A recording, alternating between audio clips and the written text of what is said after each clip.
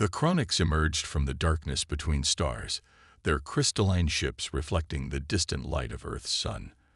Admiral Vexthor stood on the command deck of the flagship Eternal Hunter, his iridescent scales rippling with anticipation. The holographic display showed the blue planet ahead, another world to add to their vast collection of conquered territories. Primitive electromagnetic signals detected, Sovereign Hunter reported his second-in-command, Kira. Her clawed hands danced across the neural interface. They still use chemical propulsion for their sparse orbital vehicles.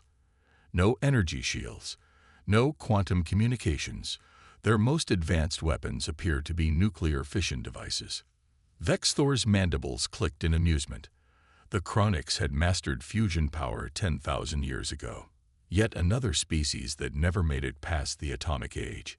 Begin standard conquest protocols. But deep beneath the Pacific Ocean, in a facility unknown to all but a handful of humans, Dr. Sarah Chen watched the alien fleet's approach on quantum detection arrays that shouldn't exist according to publicly known physics. She allowed herself a small smile as she sent the encrypted signal to defense installations hidden throughout the solar system.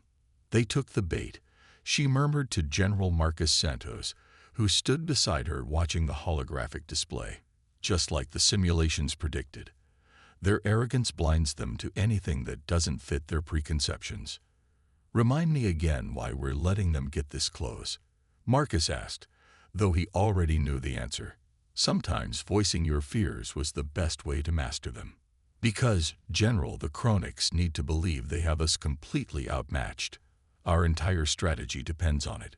Sarah pulled up another display showing the status of Project Lazarus, humanity's secret weapon that had been in development since they first detected the Chronics fleet 5 years ago. The truth was, humanity had been preparing for this moment for decades.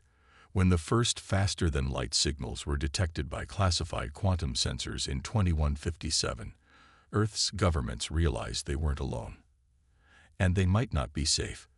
Rather than announce this to the public and risk panic, a secret coalition formed to advance human technology in ways that would seem impossible to outside observers. While the world went about its business, believing space exploration was limited to a few lunar bases and plans for Mars, humanity's best minds worked in hidden facilities across the globe. They reversed-engineered principles of physics that the Chronics and other advanced species thought impossible for primitive races to understand. But humans had one advantage their future adversaries never considered. Desperation bred innovation. The Chronics fleet moved closer, their sensors probing Earth's defenses and finding exactly what they expected: primitive satellite networks, basic radar systems, and nuclear missiles that would be useless against their quantum shields. Their confidence grew with each scan. Sovereign Hunter, Kira reported, I'm detecting unusual gravimetric readings from the planet's largest ocean, but they appear to be natural anomalies from underwater volcanic activity. Vexthor barely acknowledged the report. The Chronics had conquered dozens of worlds more advanced than this one. Their strategy was always the same: demonstrate overwhelming technological superiority, accept the inevitable surrender, and add another species to their collection of servant races. In the underwater facility, Sarah watched the alien scans wash over their carefully crafted deceptions. The volcanic activity was actually the quantum core of Project Lazarus powering up, its energy signature disguised by technology that worked on principles the Chronics had never imagined. Years of studying their conquest patterns had revealed their biggest weakness. They were so convinced of their superiority that they interpreted everything through that lens. All defense grid stations report ready, Marcus said, reading from his neural interface. Another technology that officially didn't exist. Stealth systems are functioning perfectly. They're seeing exactly what we want them to see. Sarah nodded. Humanity's greatest advantage has always been our ability to appear weak when we are strong. The Chronics are about to learn that lesson the hard way. Above, the alien fleet moved into attack formation, preparing to launch what they thought would be an overwhelming first strike. Their weapons could reduce cities to ash. Their shields were impenetrable to nuclear weapons, and their tactical AI could predict and counter any primitive strategy Earth might attempt. But they didn't know about the quantum tunneling devices hidden in Earth's asteroid belt, waiting to teleport specially designed warships behind their lines. They hadn't detected the consciousness transfer technology that would let human pilots fight on, even if their bodies were destroyed. And they certainly didn't know about the dimensional phase shifters that could make Earth's defenders virtually invulnerable to conventional weapons. As the first Chronix ships entered optimal firing range, Sarah sent one final encrypted message to defense installations worldwide. Remember your training. Let them think they're winning. Everything depends on maintaining the deception until the exact right moment. The greatest battle in human history was about to begin. And for once, humanity knew something their enemies didn't. The best predator wasn't always the strongest or most technologically advanced. Sometimes, it was the one patient enough to let its prey walk right into a trap. The Chronix ships launched their first strike with practiced precision. Plasma beams lanced toward Earth's major cities, while electromagnetic pulses targeted military installations. Admiral Vexthor watched with cold satisfaction as the weapons fire lit up space, a light show that had heralded the fall of countless civilizations before. But something was wrong. Sovereign Hunter, Kira's voice carried an unfamiliar note of confusion. The weapons aren't. They're not having the expected effect. Vexthor's inner eyelids flickered as he studied the tactical display. The plasma beams were hitting their targets, but instead of the anticipated devastation, they seemed to be dispersing, as if the energy was being redirected somewhere else. Deep beneath the Pacific, Dr. Chen watched the energy absorption arrays do their work. Each blast from the Chronix ships was being captured, channeled through quantum conduits, and stored for later use. A technology that by all rights shouldn't exist for another 1,000 years according to the normal progression of scientific advancement. Energy capture at 47% capacity and rising, reported Lieutenant Emma Rodriguez, her hand steady on the control interface. The Chronix are giving us exactly what we need to power the next phase. General Santos allowed himself a grim smile. They're so busy looking for traditional defenses that they can't see what's really happening. How long until the arrays are fully charged? At their current rate of fire? Sarah checked the calculations. 20 minutes, maybe less. They're actually shooting faster now. I think they're getting frustrated. In orbit, the Chronix fleet had switched to their secondary weapons, graviton beams designed to tear apart molecular bonds. These had never failed to shred through planetary defenses before, but again, the results were inconsistent. Impossible, Vexthor hissed, his scales darkening with rage. Their technology level cannot support this kind of defense. Run a full spectrum analysis. The analysis came back with data that made no sense. According to their sensors, Earth's cities were simultaneously there and not there, as if existing in multiple quantum states at once. Their weapons were hitting something, but that something seemed to shift and change at the quantum level, refusing to take permanent damage. What the Chronix couldn't know was that humanity had developed phase shift technology that could temporarily move matter into parallel quantum states. Each time a Chronix weapon struck, its target would partially shift into another dimension, letting the energy pass harmlessly through while capturing what it could for the arrays. "Sir," one of the Chronix weapons officers called out, "we're detecting unusual energy signatures from their lunar bases. They appear to be charging something." The lunar bases were another carefully crafted deception. While the Chronix focused their attention on the obvious targets, the real threat was assembling in dimensional pockets throughout the solar system. Humanity's true fleet, ships built with technology that broke half the laws of physics as the Chronix understood them. Sarah checked the final preparations. The quantum cores were nearly charged, the consciousness transfer systems were ready, and the dimensional phase shifters were operating at peak efficiency. Humanity's warriors were prepared for what came next. Their minds backed up and ready to transfer to new bodies if needed, their ships equipped with weapons that thought shouldn't exist. "They're launching a counterattack," Kira reported suddenly. primitive chemical rockets from their lunar bases. The dismissal in her voice was clear. Such weapons were centuries behind Kronix technology. But these weren't normal rockets. As they approached the Kronix fleet, they suddenly vanished from normal spacetime. The Kronix's quantum sensors screamed warnings seconds before the missiles reappeared, inside their supposedly impenetrable shields. Impossible. Vex Thor roared as the first explosions rocked his fleet.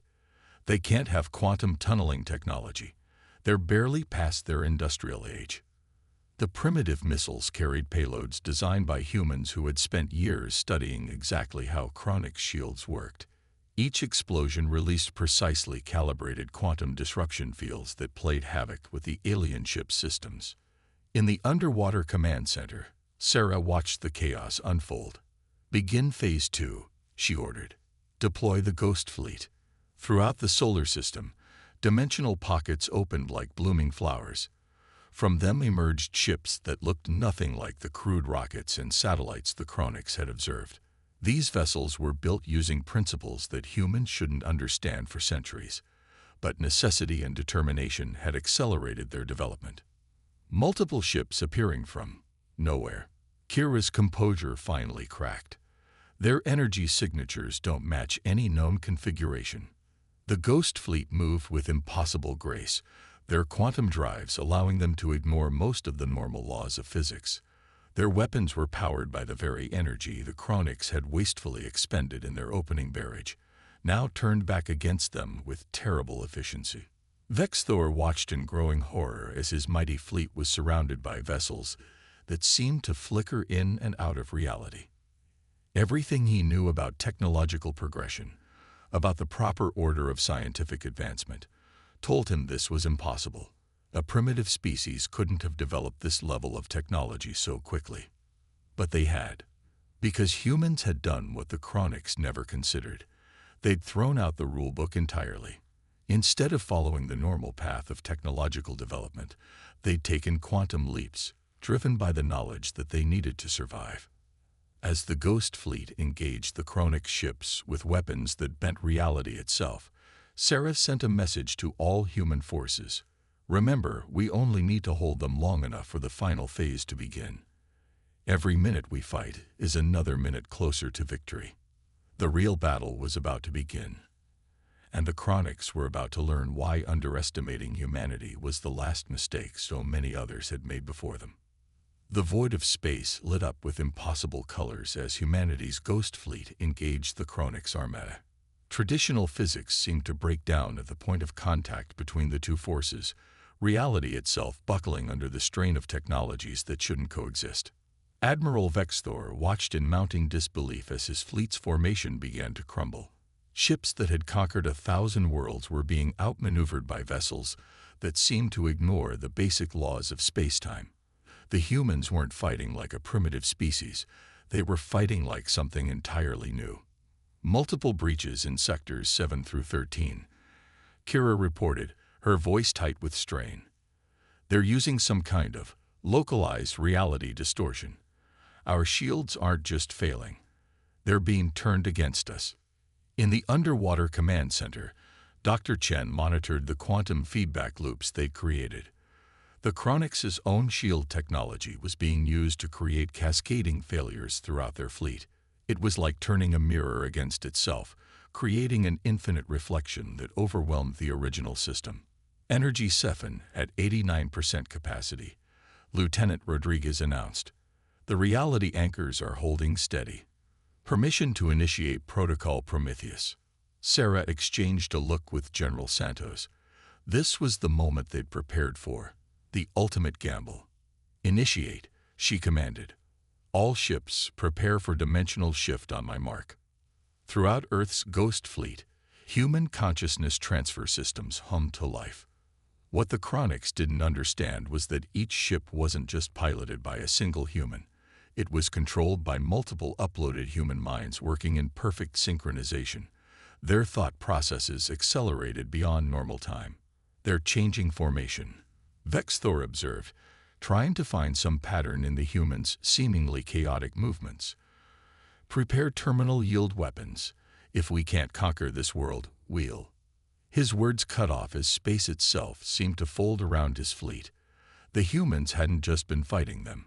They'd been positioning them, herding the Chronix ships into precise locations throughout the solar system. Dimensional shift in progress, Sarah announced, her voice steady despite the enormous energies being channeled through the quantum network.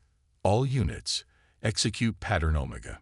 The Ghost Fleet suddenly vanished, leaving the Chronix ships apparently alone in space. But before they could react, reality twisted again. Each human vessel reappeared in a different position, having used the stored energy from the Chronix's initial attack to create localized space-time discontinuities. They're everywhere, Kira shouted as new sensor contacts appeared simultaneously throughout the Chronix formation. They're using our own sensor echoes to mask their true positions. The humans had turned space itself into a hall of mirrors, making it impossible for the Chronix to distinguish real targets from quantum echoes. Each time they fired at what seemed to be a human ship, their weapons passed through empty space, while the real vessel struck from an unexpected angle. In her command center, Sarah watched the battle unfold across multiple dimensional layers. The quantum cores were performing beyond expectations, using the Chronix's own energy emissions to power increasingly complex space-time manipulations. They're attempting to retreat, General Santos noted, watching the alien fleet's movements. But they don't realize that they can't, Sarah finished. The quantum wake from their own engines is creating a dimensional lattice. The more they try to escape, the more they entangle themselves. On the Eternal Hunter, Vexthor finally understood the true nature of their predicament. The humans hadn't just developed advanced technology. They'd developed it in ways that specifically countered Chronix advantages. Every standard tactic, every tried and true strategy, played directly into the humans' hands. All ships, emergency temporal jump, he commanded, activating the Chronix fleet's ultimate escape mechanism. The ability to make short jumps through time itself. But as the temporal drives engaged, Sarah allowed herself a grim smile.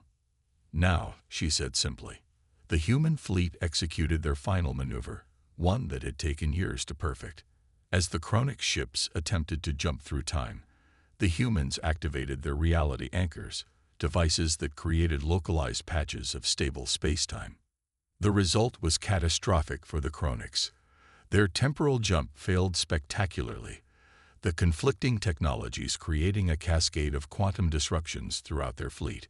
Ships began to phase in and out of normal space-time, their crews trapped in moments that stretched and compressed unpredictably. Status report, Vexthor demanded, watching his mighty armada dissolve into chaos. We've lost quantum coherence in all sectors, Kira reported, her voice breaking. The humans, they're not just fighting us in space, they're fighting us in time itself. The battle had shifted beyond the realm of conventional warfare. Humanity's desperate innovation had created weapons that didn't just destroy their enemies, they'd rewrote the very rules of combat. The Chronix found themselves fighting an opponent who had turned their greatest strengths into weaknesses.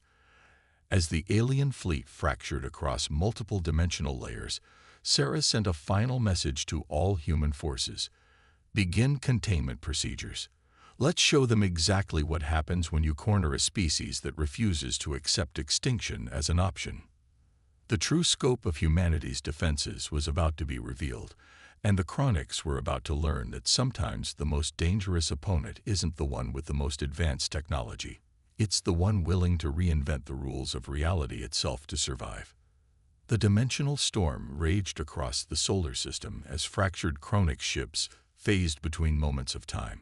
Their once mighty fleet, which had brought entire civilizations to their knees, now hung suspended in a web of quantum distortions of their own making.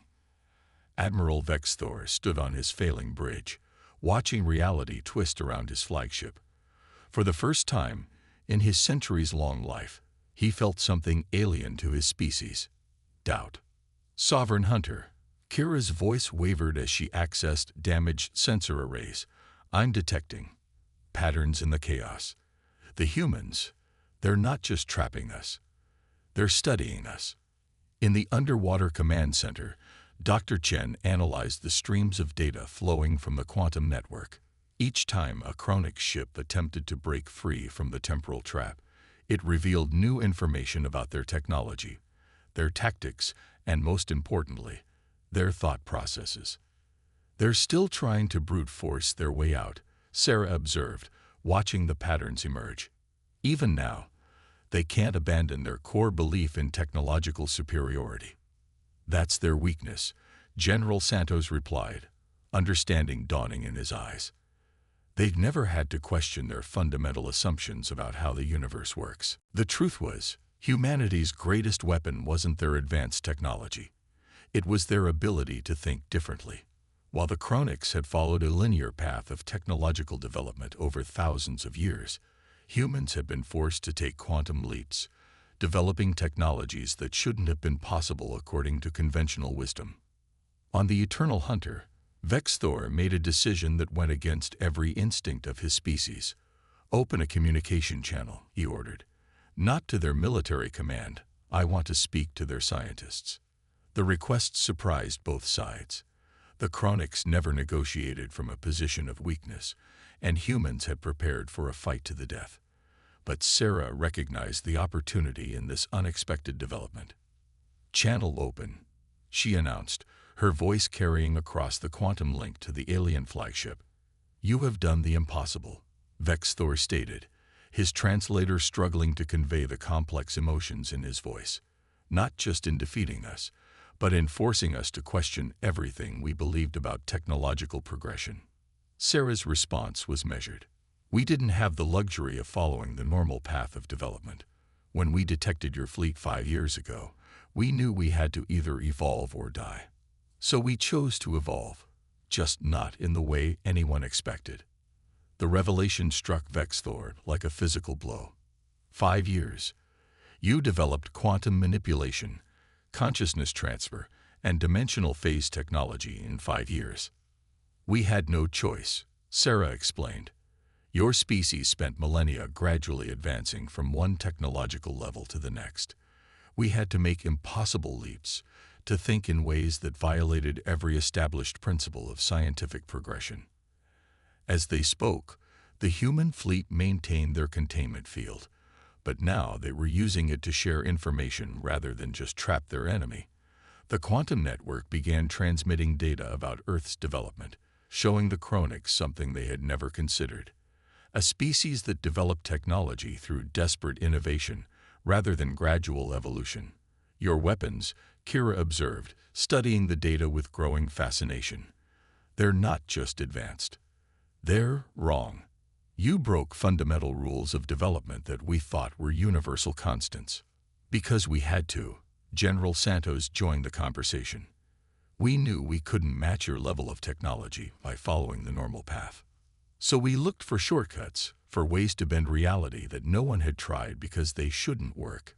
The Chronix crew watched in amazement as the humans shared images of their secret development programs. They saw how Earth's scientists had abandoned conventional theories when they proved too limiting, how they had developed technologies that worked despite violating established physical laws. "You didn't just advance your technology," Vexthor realized. "You changed the very way your species thinks about technological development." Sarah nodded. "Though the aliens couldn't see her, we had to. The moment we detected your fleet, we knew that following the normal rules of advancement would mean our extinction. So we chose to break those rules instead." As the exchange continued, something unprecedented began to happen. The Chronix, a species that had always valued technological superiority above all else, started to recognize a different kind of advancement: the ability to think beyond established limitations. "Your containment field," Kira noted, "it's not just holding us in place. It's teaching us, showing us possibilities we never considered." "Because the real battle was never about destroying you," Sarah revealed. "It was about forcing you to see that there's more than one path to advancement. Sometimes, the greatest leaps forward come not from following the established rules, but from having the courage to break them." The quantum network hummed with increasing complexity as both species began to share information, each learning from the other's perspective. The humans demonstrated how their desperate innovation had led to technologies that shouldn't exist, while the Chronics shared their deep understanding of conventional physical laws. As the exchange deepened, Vexthor made another unprecedented decision. Perhaps, he suggested, there is more to learn here than either of our species initially assumed. The battle that had begun with the intention of conquest was transforming into something entirely different. A meeting of minds that promised to reshape both civilizations' understanding of technological development and species evolution. Maintain the containment field, Sarah ordered, but reconfigure it for bilateral data exchange. It's time to show them everything we've learned about breaking the rules of reality. The solar system became a classroom of impossibilities, where two species began to teach each other about the true nature of advancement and the power of thinking beyond the boundaries of what should be possible. The solar system had become an impossible classroom, where once weapons fire had crossed the void, now streams of data flowed between human and Chronics vessels. The quantum containment field that had trapped the alien fleet now served as a vast neural network, allowing both species to share knowledge at unprecedented speeds. In the underwater command center, Dr. Sarah Chen watched in amazement as new theories and technologies emerged from the collaboration. They're actually doing it, she marveled. The Chronics are learning to think differently. And we're learning from them too, General Santos noted, studying the flood of information about conventional technological development that the aliens were sharing. Their methodical approach fills in gaps we had to leap over in our rush to survive. Aboard the Eternal Hunter, Admiral Vexthor experienced something entirely new to his species, the humility of being the student rather than a conqueror. Our entire civilization is built on the premise of advancing along a preset path, he admitted to Sarah through the quantum link. We never considered that there might be alternate routes to evolution. Sometimes the most direct path isn't the best one, Sarah replied. Humanity had to learn that lesson through necessity. When we detected your fleet, we knew we couldn't advance fast enough following the normal rules of development. So we started looking for ways to bend those rules instead. The exchange had profound effects on both civilizations. The Chronics began to see how their rigid adherence to technological progression had actually limited their potential. Meanwhile, humans gained insights that helped them understand and stabilize their hastily developed technologies. Your consciousness transfer technology, Kira observed, her scientific curiosity overcoming centuries of ingrained superiority. It shouldn't work according to our understanding of quantum mechanics. Yet it does, because you approached the problem from an entirely different angle. And your grasp of conventional physics is helping us understand why it works, Lieutenant Rodriguez responded. We developed these technologies through desperate innovation.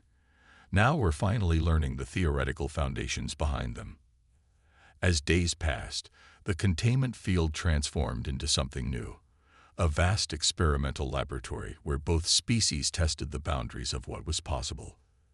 The Chronics shared their millennia of accumulated knowledge, while humans demonstrated how to think beyond established limitations. Your species, Vexthor said during one exchange, you didn't just develop new technologies. You developed new ways of thinking. That's something we never encountered in all our conquests. Sarah nodded, because most species either follow the conventional path or are destroyed trying to resist it. We chose a third option. We changed the rules of the game entirely. The impact of this collaboration began to ripple outward. Other Chronics fleets across the galaxy received transmissions from their trapped comrades, not calls for rescue, but urgent messages about the need to reevaluate everything they thought they knew about species development. We've been conquering worlds, Vexthor explained to his superiors, when we should have been learning from them. Each species has the potential to see the universe in ways we never imagined. The Chronics High Command was initially skeptical, but the data spoke for itself. The quantum theories emerging from the human Chronics collaboration were revolutionizing their understanding of reality itself. Technologies that they had thought impossible were being proven not just possible, but practical. We propose a new approach, Sarah suggested during a joint session with both species leadership. Instead of conquest, imagine a galaxy-wide network of civilizations, each developing along their own unique paths, sharing knowledge and perspectives. The idea was radical, especially for the Chronics. Their entire society was built around the concept of technological superiority, but the evidence before them was undeniable. Humanity's desperate leap into impossible technologies had opened up entirely new avenues of advancement.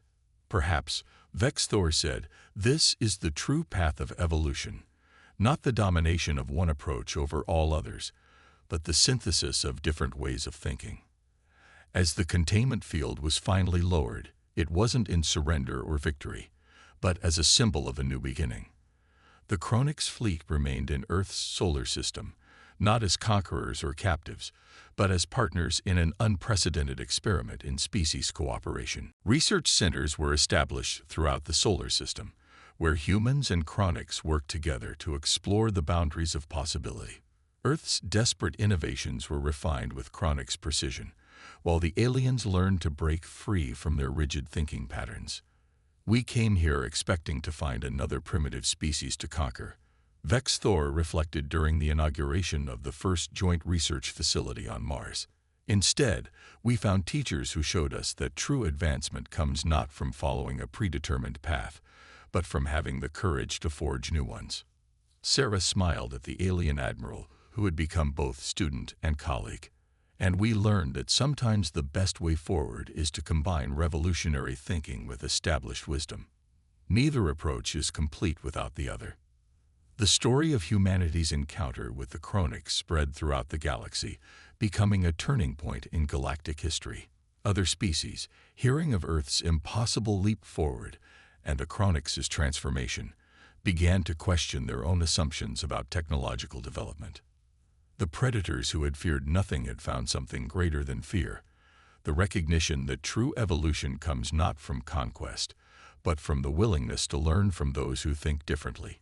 And humanity, in teaching their former enemies how to break the rules, had found their true place in the galaxy, not as victims or conquerors, but as innovators who showed that the path forward sometimes requires a leap into the impossible.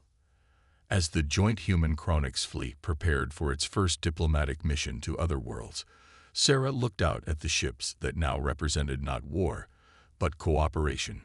Sometimes, she mused, the greatest victory isn't in defeating your enemy, but in transforming them into something better than they were before. And in the vast darkness of space, a new era began, one where the measure of a species' worth wasn't their technological level, but their ability to think beyond the boundaries of what should be possible.